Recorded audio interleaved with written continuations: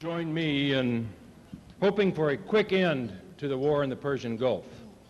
Our thoughts and prayers are with all of the men and women that are over there fighting. And so if you will stand for a moment, Jack Selway and Claudia Revland of Songs to Remember will lead us in singing God Bless America.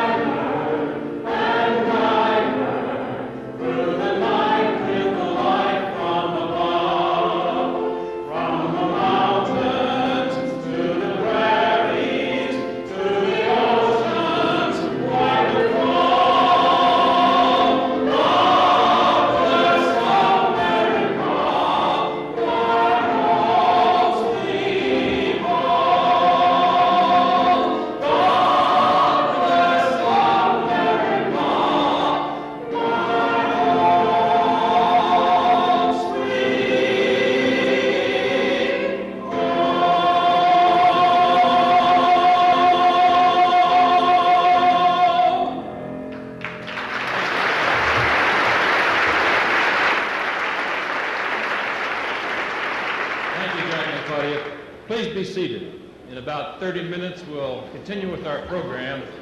In the meantime, enjoy your lunch.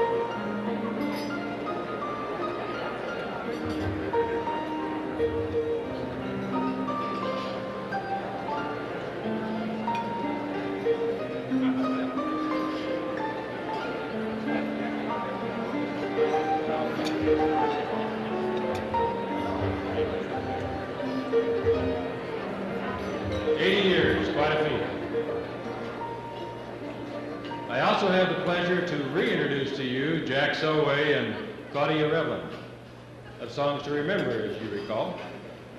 They will take us back 80 years to the year 1911, to the very beginnings of the San Francisco Chamber of Commerce, and give us a glimpse of what it might have looked like when our organization began 8 decades ago.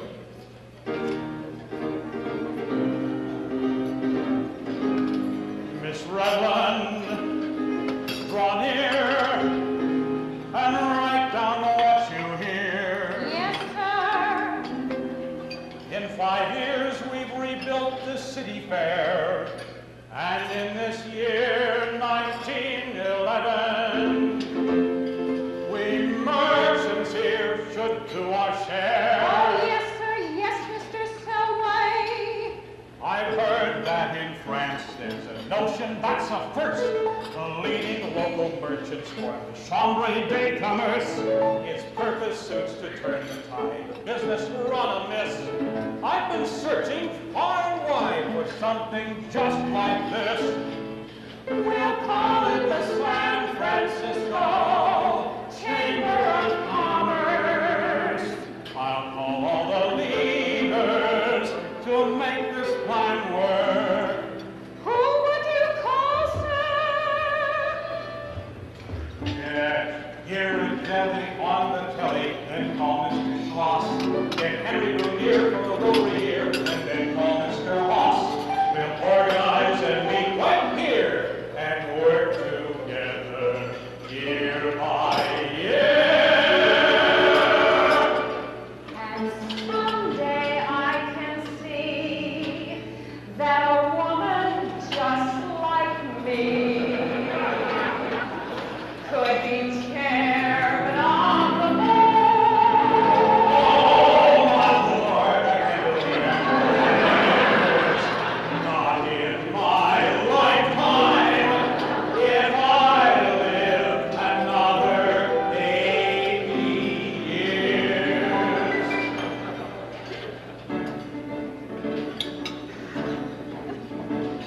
The 20s brought us failure, the 30s were depressed, the 40s we were warring, the 50s weren't the best.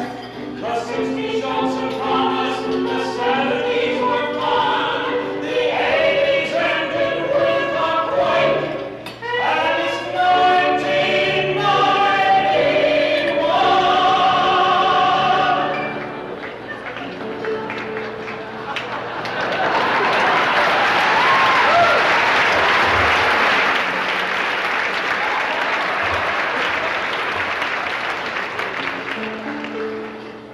Oh, Mr. Selway, please. Would you step into my office? Yes, Miss Helms. As the chairman of the board of the Chamber of Commerce of San Francisco, help me kick off my year. Yes, Miss Helms. Grace upon, we thank you. You were great the whole year through. The Cold War gave you a hot date when Mikhail had lunch with you. To board members who are leaving, bless you all, a jungle dawn. You worked hard and kept believing that there still could be some fun. To Don Doyle, we're glad you signed on, Chief of Staff with mission clear, and your qualities will depend on as our course so well you steer. Our new board is set, our year we can forget. This year there's a plan for a chairman who's not our flag. How do you tame a chairman named Regina? Nothing from here will ever be the same.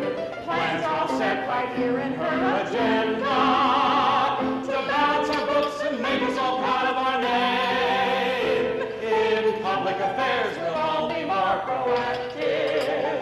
A visible difference that we all can win. Her mandate this year is clear. Let's build coalitions here. There's nothing we all can do if we are one. Oh, let's get on board right now and join Regina.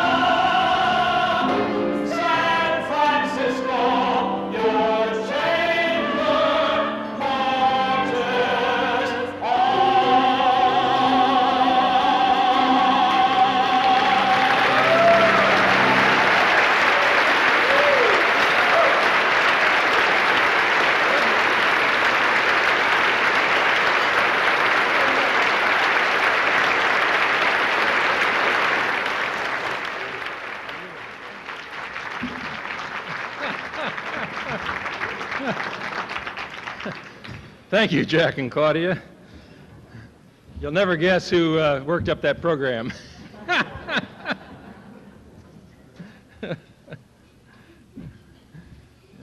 80 years may seem like a long time, but I suspect that for this organization, it's slipped by very, very rapidly.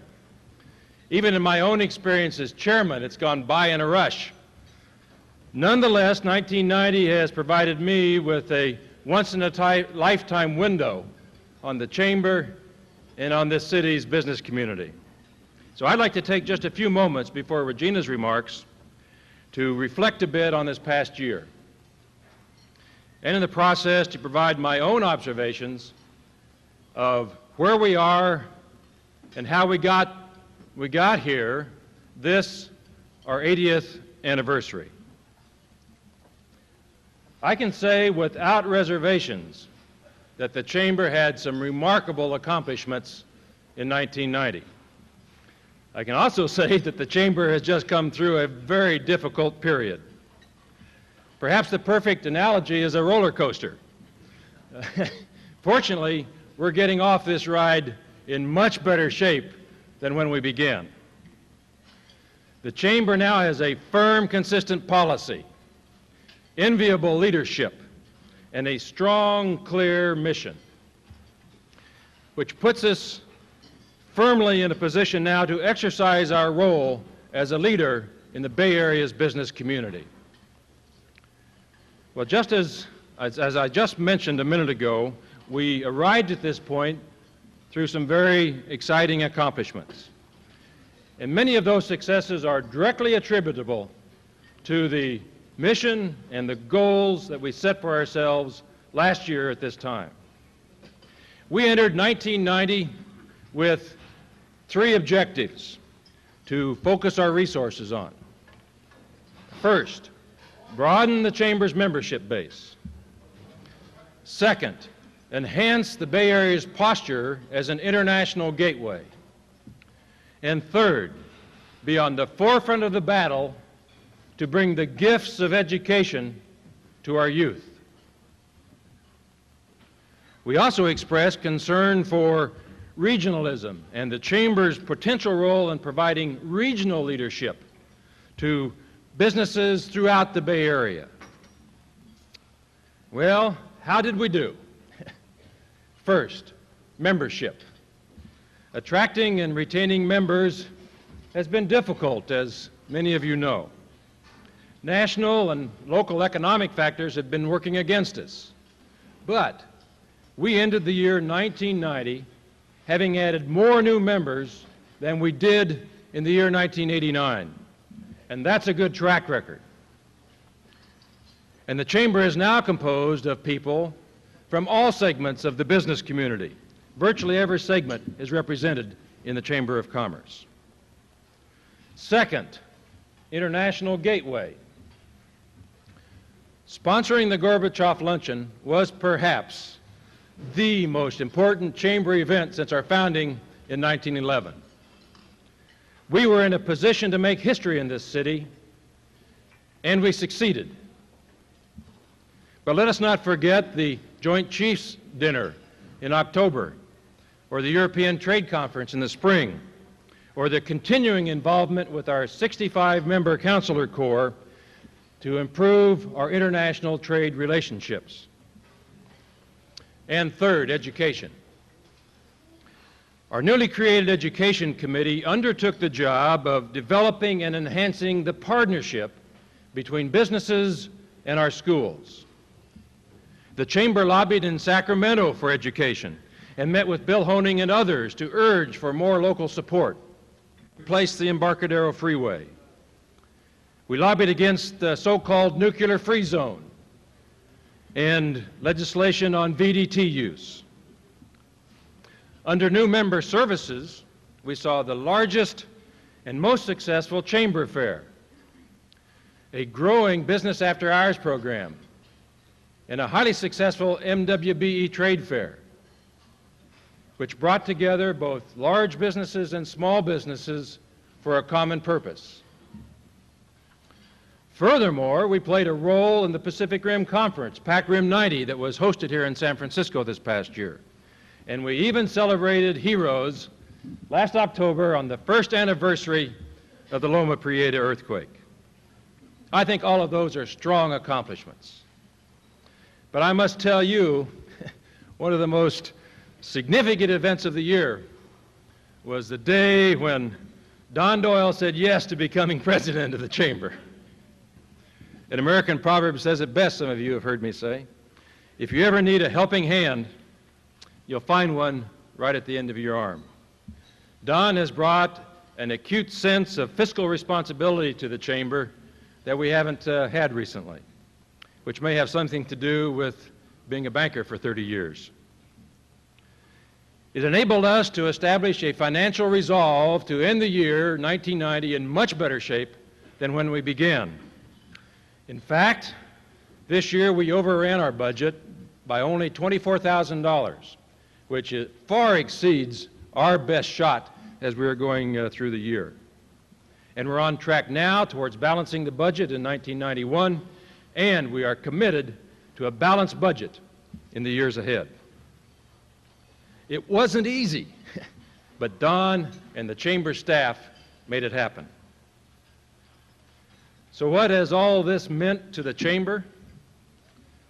Well, one way to look at it is to read the newspapers. Some of you do that, I'm sure.